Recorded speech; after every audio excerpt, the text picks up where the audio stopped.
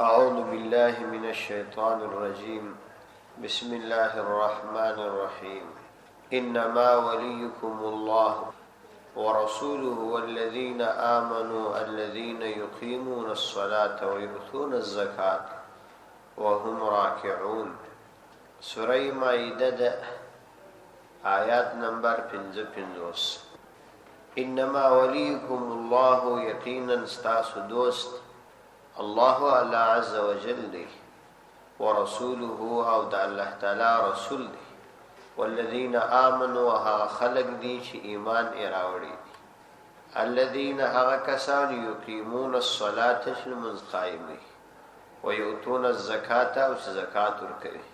وهم راکعون حال دا چې هغوی په عاجزي کې ومن يتول الله ورسوله شاچ دوستی وکړه د الله تعالی سره او رسوله د الله تعالی د رسول سره والذین آمنوا او د خلق سره چې ایمان اراوړي دي فإن حزب الله هم الغالبون ويقینا د الله عز وجل جماعت هم دوی الغالبون غالب دي د دې آیاتو د مخکنی آیاتو سره مناسبت دادي چې مخکې آیاتونو کې الله سبحانه وتعالى مومنانو ته دې امر وکړي چې تاسو د کافرانو سره دوستی وکړئ او کافرانو په دوستی نه اچي به د کافرانو ځینې قبیح بد صفات بیان په دوی کې دا صفات او د هغوی اعمال برباد شوي بیا وروسته د هغه مومنانو صفات بیان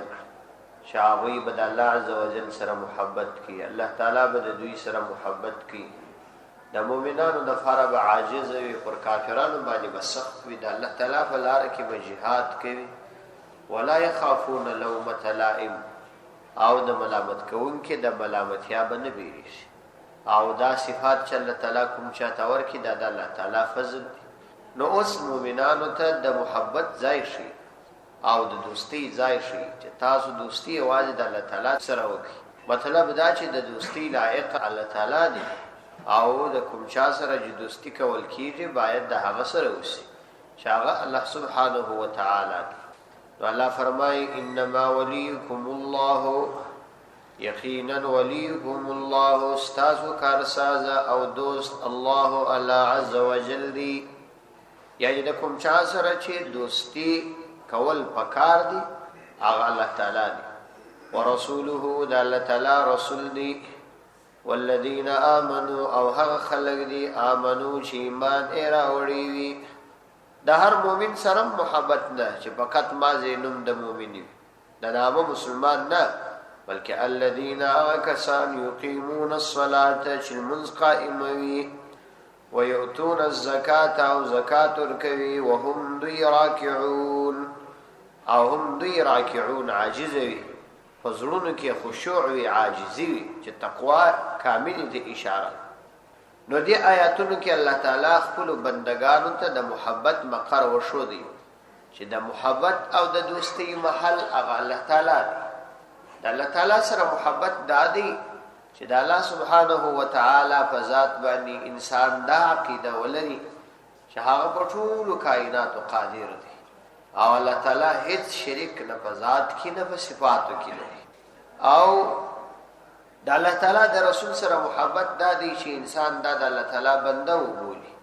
او د الله تعالی رسول وګوري او د خدای عز وجل راغلي ټول دین د پیغمبر علی السلام په طریقه اجرا کې دا د پیغمبر علی السلام سره محبت دی د مؤمنانو سره محبت دا دی چې د هغوی سره د ایمان په خاطر محبت وشي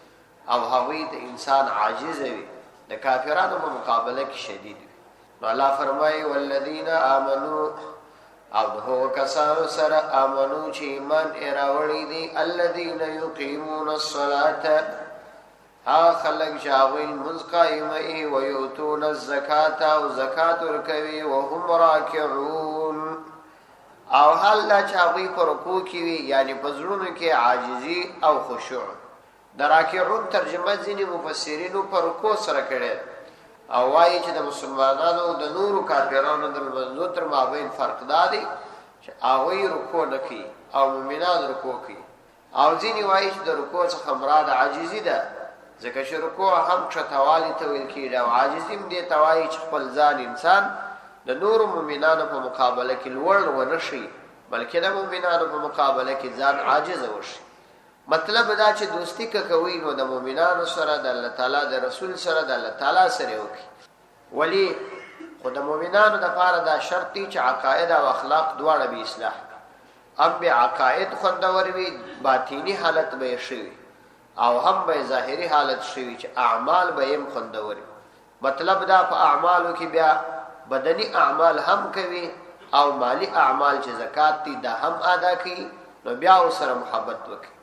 دا نه چې فقط مازه په نامه مسلمان وي د کافرانو غلام وي د کافرانو د مسلمانانو په مقابله کې کلک ولاړ نو هغه مازه په نامه مسلمان دی هغه اعتبار نه لري دا سره بیا دوستی جایز نه. مفسرینو دا د حضرت علی رضی الله عنه په شان کې هم نقل کړی دي چې دا آیات مبارک د علی رضی الله عنه بارک نازل شوی. حکم عام دی چې علی رضی الله عنه ته یو فقیر رالی او دې پر منځ باندې ولاړ نو فرکو کیو نو په دا وخت کې د خپل لاس ګتمي وکړه او هغه ته ورکړه په دل مانځ کې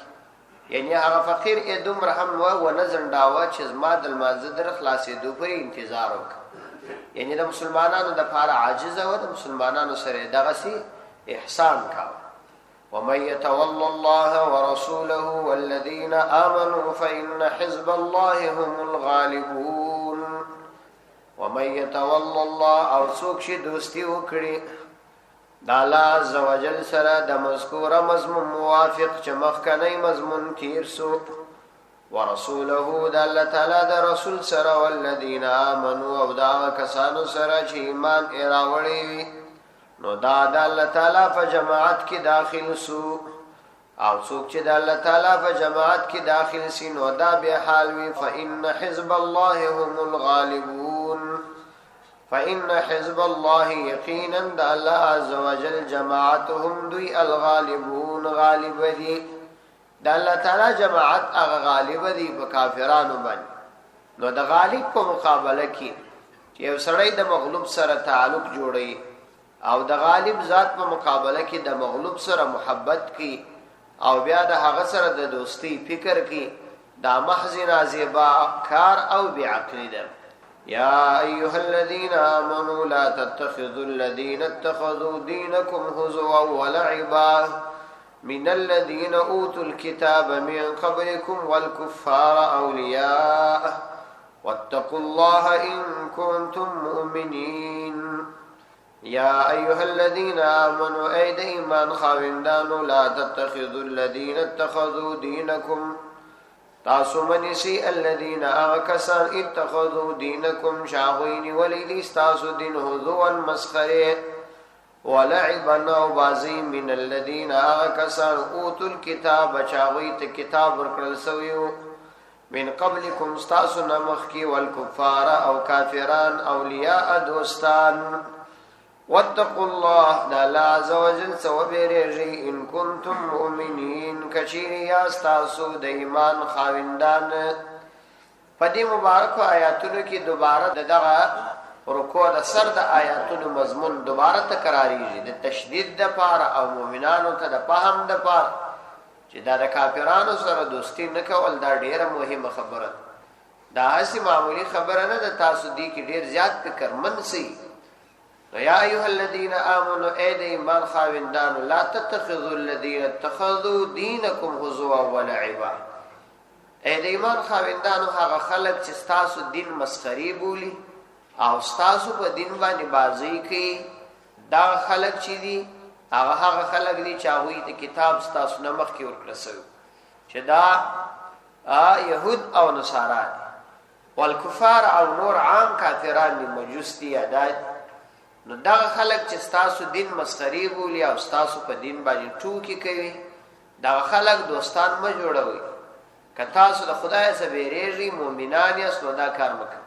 نو یا هو به ایمان نیوي د خدای به بیر نیوي بیا به څوک سره دوستی کوي. که ایمان و د الله تعالی سره بیرو بیا به څوک دوستی نه سره کوي. یا ایها الذين آمنوا اید ایمان خاوندان لا تتخذوا الذين تاسو منسی الذين اغکسان اتخذوا دینکم چې هغه د استاسو دین نیولې دي هزوان مسخره یعنی چې ستاسو د عقاید تکذیب کوي او ستاسو عقاید دار دوی ولعبا او بازی من الذين دا کوم خلق دي دا هغه خلق دي اوتل کتاب چاوي ته کتاب ورکړل سوی من قبلکم ستاسو نه مخکې کتاب ورکړل سوی چې يهودا او نصارا دي او دا غرنګ ول کفار کافران مې نسی څنګه سره کو اولیاء دوستان یې منسی یعنی دا خلق په دوستی باندې منسی دا دلاته تخذو د فار مفعول ثانی ځکه اصلي علت چې کو پر دی هغه په ټولو کې موجود دي که يهود او نصارا دي هغه کافران دي که عامه کافران دي هغه کافران نو علت په ټولو کې موجود دي نو د علت د وجود په وجه باندې د ټولو سره تاسو دوستی مکو دا د الله تعالی دین مسخري ګرځول دا د کافرانو د طرفه اوس یو عام سلسله جوړه شوی د نبی عليه الصلاه والسلام په زمانه کې هم دا کارونه کېدل لیکن د مسلمانانو په دیارو په علاقو کې نه کېدل بلکې د کافرانو په ملکونو کې بکېدل اوس د مسلمانانو په ملکونو کې دا کار کیږي او دا د دې د پاره کیږي چې د مسلمانانو احساسات معلوم کی چې او د لایق څه صاحب خسته کې نشته دا د اسلام په خلاف چې کوم کارونه د کفري مرتد حکومتونو د طرف روان وي دا د همدې د پاره روان وي چې د مسلمانانو احساسات ځان ته معلوم کی هر کار چې د اسلام په خلاف په دغه ملک یا په نور ملکونو کې کیږي دا کوم اتفاقی پیښه نه چې دا فقط یو سړی اتفاقا بس یو شته سودا سوي بلکې دا د یو منظم ترتیب او پلان ورسته کیږي د دې لپاره منظمه پیسې منظم خلق روزل کیږي او بیا د مسلمانانو په ټولنه کې ځینې داسې افعال ذکر تر سره کی ترڅو چې په دې سره د مسلمانانو حیثیت او د مسلمانانو دین ته تاوان ورسي دعوه د جملې څخه د قران کریم د سوځونی موضوع که امریکایانو مسلمانان قتل کول هم بار هغه ونی وی دماغ خراب شوی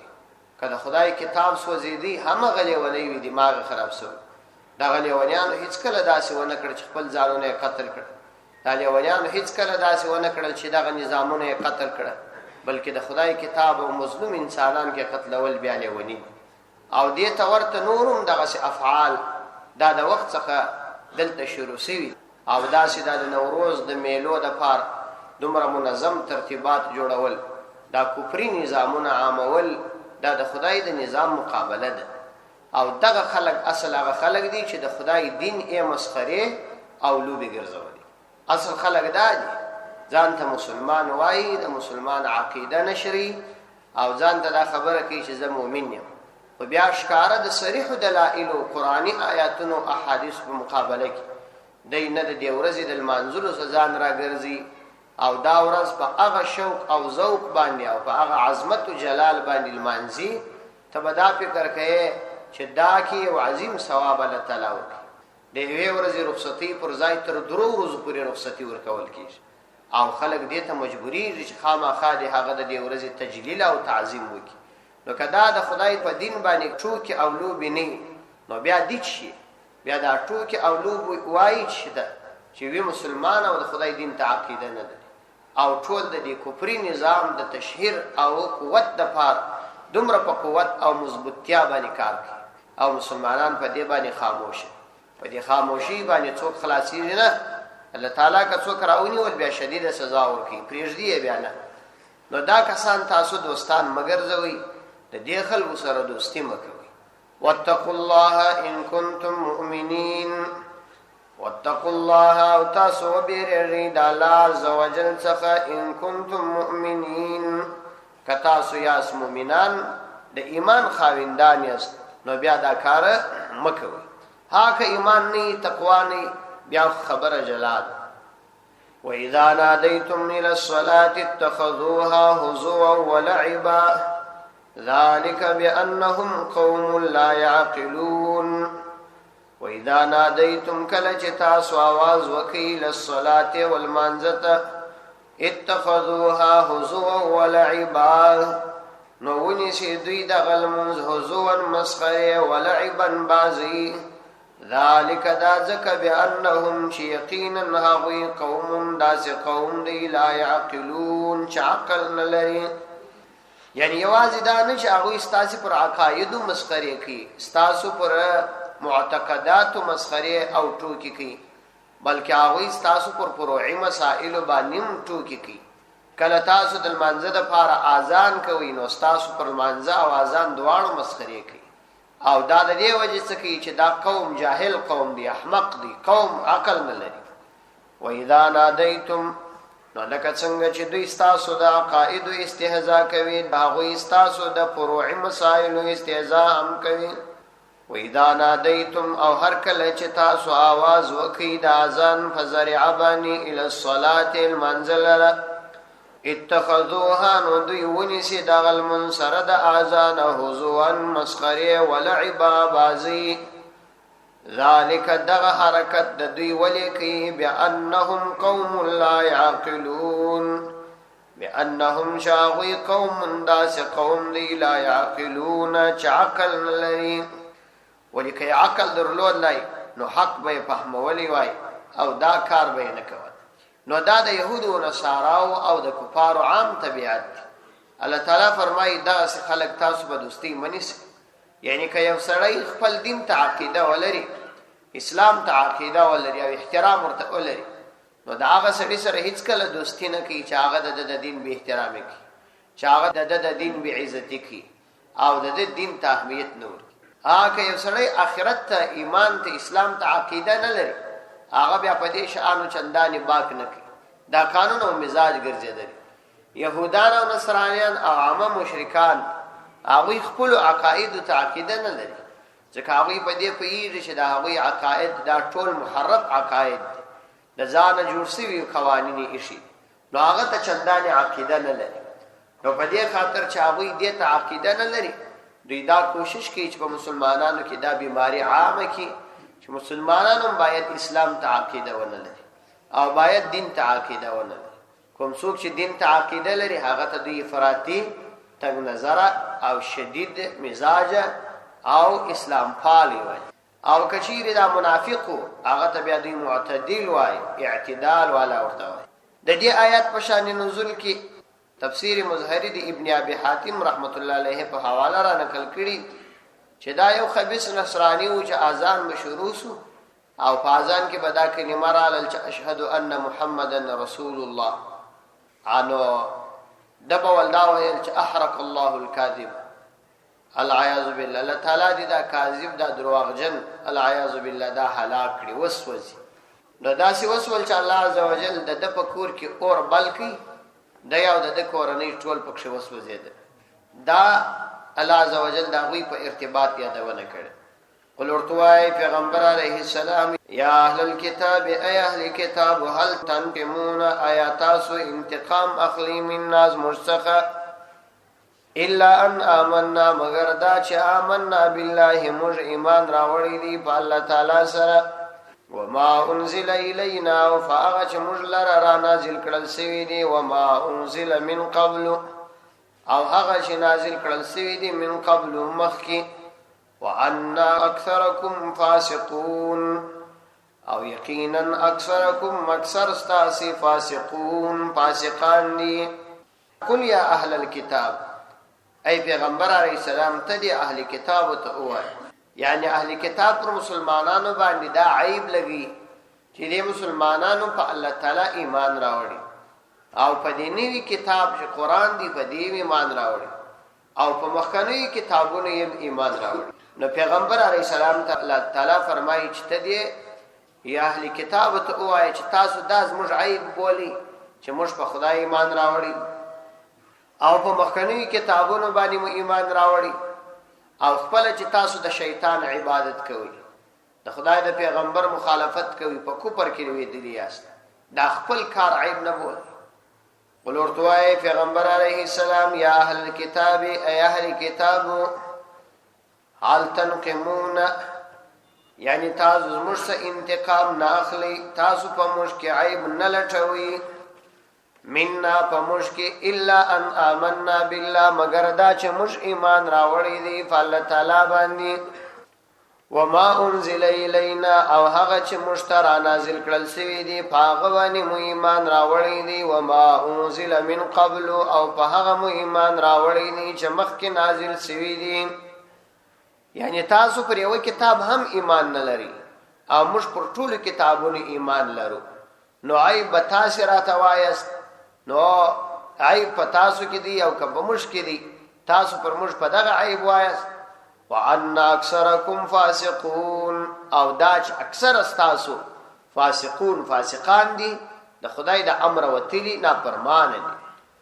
قل ورتوای پیغمبر علیه السلام هل انبئکم بشر من ذلک مثوبه آیا زه خبر در نکم تاسو لره بشر په ډیر بد من ذلک تر دغه مثوبتن د عذاب په اعتبار عند الله د الله تعالی په دربار کې من هغه څوک دی لعنه الله چې الله تعالی ور باندې لعنت کړی وي او غضب علیه پر هغه غضب کړی وي وجعل منهم القردة والخنازير او ګرځولي وي هغه القردة بزوغان والخنازير خنزيران وعبد الطاغوت او د شیطان بندگی کوونکی اولئک دغه خلق شر مکانا انتهاء بد مکانا د ځای په اعتبار وضل او گمراه عن سواء السبيل د حق لارې څخه قل ورته ای پیغمبر علیه الصلاۃ والسلام چې اوس به موږ او تاسو موازنه وکړو چې عیب پچا کې دي ډیر بد خلق څوک دي د خدای په دربار کې بدترین انسانان څوک دي هغه څوک دي چې خدای ور باندې لعنت کړي هغه خلق دي چې الله تعالی عذاب ور باندې نازل کړي غضب ور باندې کړي او خنزیران او بزوګان ګرځولي او د شیطان عبادت کوونکي ګرځولي نو دا خلق انتهایی ډیر بد خلق دي اصلي د عیب خلق خدا دي نو اوس به وګورو چې داغه بد صفات په مشکل دي که په تاسو کې ته خدای لعنت پر تاسو سوی دي که په موږ باندې او بزوګان او خنزیران تاسو ګرځول سوي یاس کوم یعنی پر دې سربېره هم تاسو زموږ کمزوري بیانوي زموږ عیب بیانوي نو تاسو غوږ ونیسئ قل ورته پیغمبر علیه الصلاۃ والسلام هل انبئکم آیا ز خبر در نکم تاسو ته بشر من ذالک په ډیر بد من ذالک تر دغه چې دا تاسو کومه طریقه بد بولی تر دې به ډیره بد طریقه درته وشیم یعنی تاسو چې کومه طریقه بد بولی هغه خو بد نه ده خو تاسو په نظر بد ده زه تاسو ته تر دې ډیره بد طریقه وشیم ونبئکم بشر من ذالک په ډیره بد طریقه من ذالک تر دغه چې تاسو د مسلمانانو طریقه تاسو په ګمان بد بولی مثوبتن د عذاب په اعتبار او د بدلی په اعتبار عند الله د الله تعالی په دربار کې چې ډیره بد طریقه چې الله تعالی پر هغه سزا ورکړي هغه درته ونشم من هغه څوک دی لعنه الله چې الله تعالی په هغه لعنت کړی وي او غضب علیه او باغوی باندې غضب کړی وي وجعل منهم القردة والخنازير او ګرځولي وي هغه القردة بزوغان والخنازير او خنزیران وعبد الطاغوت او د شیطان بندگی کوونکی نو اوس موازنه وکړي چې کومه طریقه بد ده آیا دا طریقه بد ده چې موږ د الله تعالی څخه ما سوا د بل چا عبادت نکوو آیا دا طریقه بده ده چې موږ په یو پیغمبر او مخکنی ټول پیغمبرانو ایمان راوړی او په دې کتابو مخکنی ټول کتابونو مو ایمان راوړی او کدا طریقه ډیره بده ده چې د خدای عزوجل په مقابل کې د غیر الله عبادت کیږي او بیا د هغه په عوض کې فراغوی عذاب مراغلی او انتهایی شدید عذاب ور باندې راغلی څوک بزوګان سي او خنزیران سي او څوک د خدای د لعنت مستحق ګرځیدي همدا سی و يهودان د شنبه په ورځ الله تعالی د ښکار کولو څخه منع او دوی د ښکار شروع الله عزوجل په غوي عذاب راوستي خنزیران او زوګانی جنې وګرځي د سارا او عیسی علی السلام د خدای زوی وګور او دا غوي د پاره د اسمانه څخه یو مائده د یو سترخان غشتنه کوي چې هغه د غیر ممکنات سوالونه الله تعالی په غوي باندې عذاب راوستي بزوګان او خنزیران او ګرځول او د خدای لعنت ر باندې وس نو اوس به وګورو چې څوک بد خلک او اصلي عیب پچا کې وعبد الطاغوت عبادت کوون کې د شیطان نو په سلا واوري اولئک دغه خلق شر مکانا